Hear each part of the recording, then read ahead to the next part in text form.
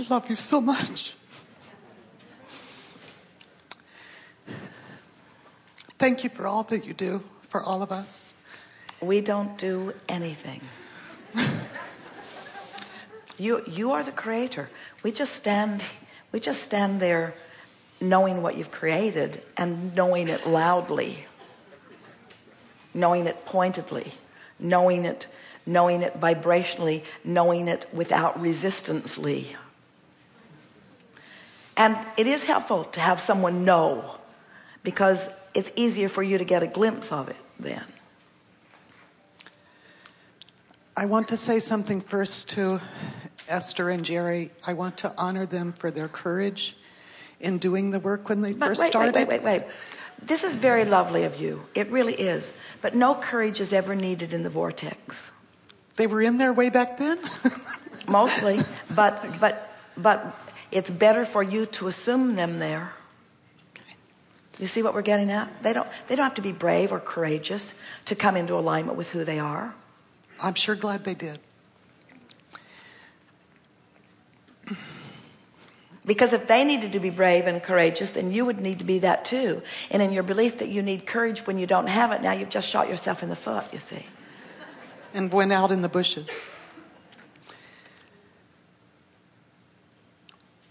I have this ability to see croakers all the time.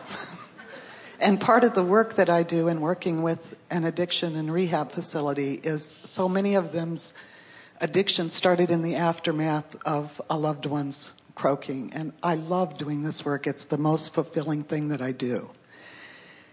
I have a little bit of resistance in my own fear that maybe I'm not really getting them, because I don't see them in their discord before they left. I see them in their magnificence now, and they wear distinctive clothing, and they they show me these wonderful environments where they are, and the peacefulness and the love and the joy that they bring forth to those who are still here.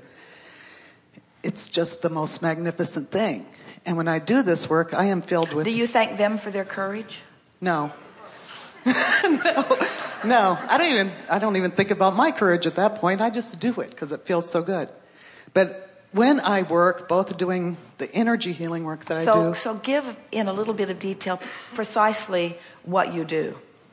In other words, what is it that you do? Well, someone will come to see me and say, well, my grandfather passed on and I've missed him so much, and I started drinking or using or whatever it was after my grandpa died. And word's gotten out a little bit that I do this. So I stand still. I get in the vortex myself because I know they're pure love, and that's what I am. And I get into that place and I just call them, and then they come. And they come in their clothing or their environments, and they just fill me with this energy that is really physical ecstasy. It's really wonderful.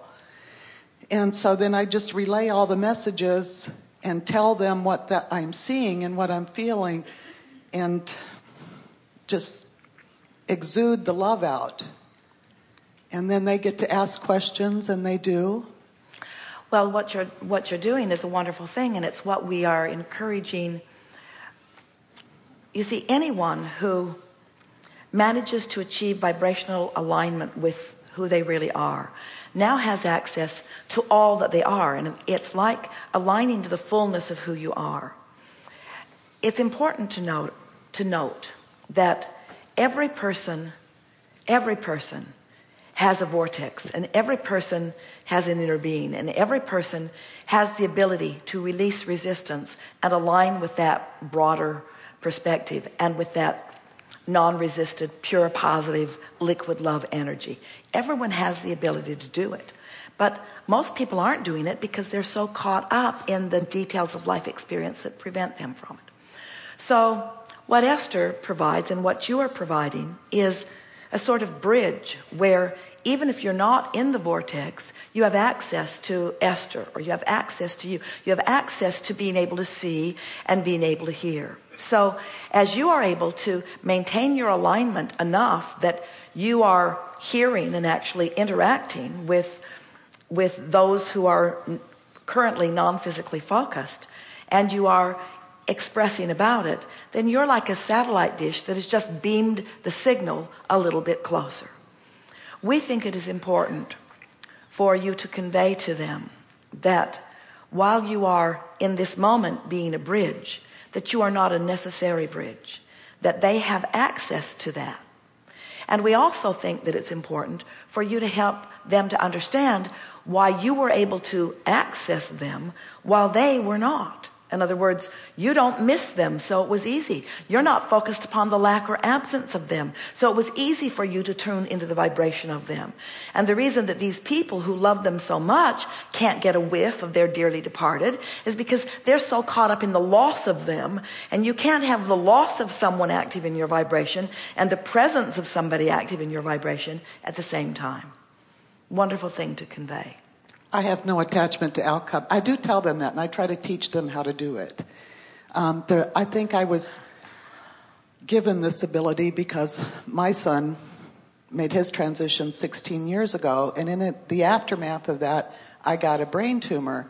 And Medica says that I was able to get these visions because of the brain tumor, but when it exploded and I had my own near-death experience, then I started to see all the others.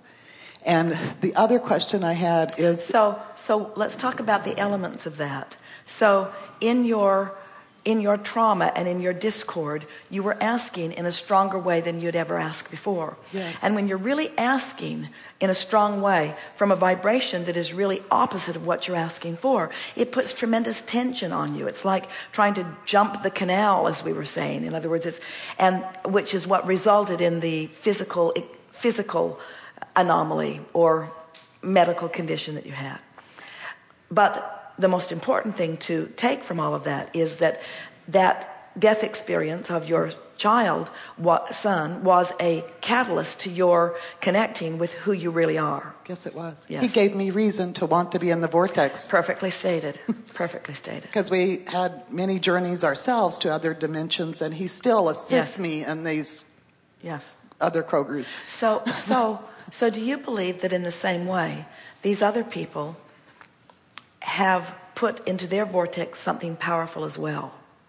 But when you put something powerful into your vortex and you don't know how to approach it, then you're in such discomfort that while it maybe doesn't explode into a ruptured brain, it explodes into such devastating sadness that then the addiction, the drug, the alcohol, whatever it is that they are using to try to fill the void or cover the discord, cover the pain of the discord.